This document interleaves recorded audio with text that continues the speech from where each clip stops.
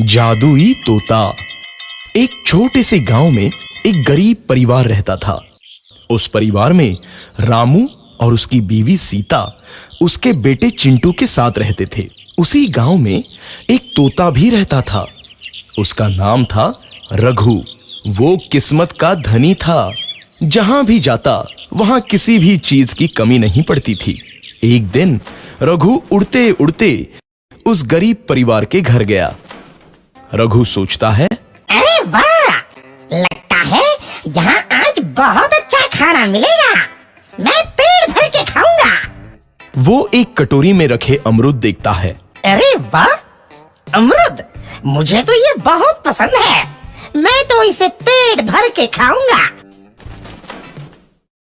रघु तोता अमरूद खाने ही लगता है। तभी सीता रघु को अमरूद खाते देखती है तो गुस्सा हो जाती है और उसे वहां से भगा देती है। भाग यहाँ से, न जाने कहां से आ जाते हैं। मैं तो परेशान हो गई हूं इनसे। सीता के भगाने के बाद रघु चुपचाप से एक कोने में रहता है। धीरे धीरे उस परिवार की बरकत होने लगती है। एक दिन रामू और सीता खाना खाते वक्त बातें करते हैं। आजकल हमारी बहुत तरक्की हो रही है, काम भी अच्छा चल रहा है। रामू कहता है। इस पर सीता कहती है, सच कहा, भगवान हमेशा ऐसे ही हम पर मेहरबान रहे। बेटा चिंटू भी कहता है, पिताजी, मुझे खिलौना लेके दो ना, मेरे सभी दोस्तों के पास है। रामू कहता है, ठीक है, जरूर लाऊंगा।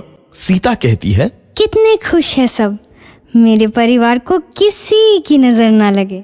एक तरफ ऐसी बातें होती हैं तो दूसरी तरफ रसोई में रघु तोता भी अमरूद खाते रहता है। मजा आया, अमरूद खाया, मजा आया, अमरूद खाया, मजा आया। तभी सीता रसोई में आती है और रघु तोते को अमरूद खाते देख बहुत गुस्सा होती है। सीता रघु को बाहर निकालने के लिए पिंजरे में अमरूद रखती है।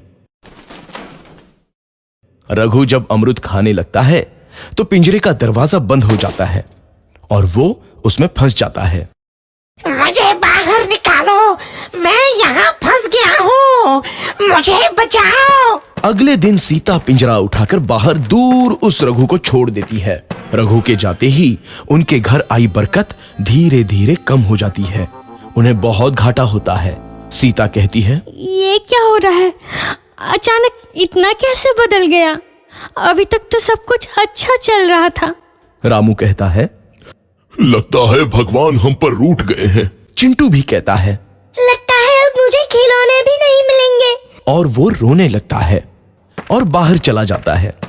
कुछ दिन बाद रघु तोता फिर से उस घर में आता है। वापस आया, मैं वापस आया, अब मैं जमकर अमरूद खाऊंगा। रघु सीधा रसोई घर में चला जाता है और अमरूद खाने लगता है। कुछ देर बाद सीता रसोई में आती है और रघु को देख कहती है, एक तो घर में पहले से इतनी दिक्कत चल रही है और ऊपर से ये तोता मुझे और परेशान कर रहा है। सीता रघु को वहां से भगा देती है। रघु उड़कर किसी कोने में छुप जाता है। कुछ दिन बाद धीरे धीरे उस घर की बरकत वापस आने लगती है। काम भी अच्छे से चलने लगता है। एक रात जब रघु तोता अमरूद खाने जाता है तो पिंजरे में फंस जाता है। ये लोग आखिर चाहते क्या हैं? एक तोते को शांति से अमरूद खाने क्यों नहीं देते? मैं कौन सा चोरी कर रहा हूँ? बस अमरूद ही तो खा रहा हूँ। तभी रामू वहां आता है और पिंजरे में रघु तोते को देख उसे बाहर छोड़ देता है। ये तोता भी कितना जिद्दी है, बार बार वापस आ जाता है। जैसे ही रामू रघु को छोड़ देता है, अगले दिन से फिर से उनके घर की बरकत जाने लगती है। काम में घाटा होता है। किसी को समझ नहीं आ रहा था कि ऐसा क्यों हो रहा है। रघु तोता घर आता है तो अचानक बरकत आती है और जब रघु तोता को बाहर निकालते हैं तो बरकत चली जाती है। एक दिन सीता रघु तोते के घर आने और बाहर जाने की स्थिति पर नजर रखती है। ये तोता जब भी घर आता है तो घर में बरकत आती है और जैसे ही ये घर से बाहर जाता है तो उसी के साथ बरकत भी चली जाती है। कहीं ये जादुई तोता तो नहीं है? अगली बार जब ये तोता घर आएगा तो मैं इसे कहीं नहीं जाने दूंगी। सीता रघु का बहुत इंतजार करती है, लेकिन रघु तोता दोबारा उस घर में कभी नहीं आता।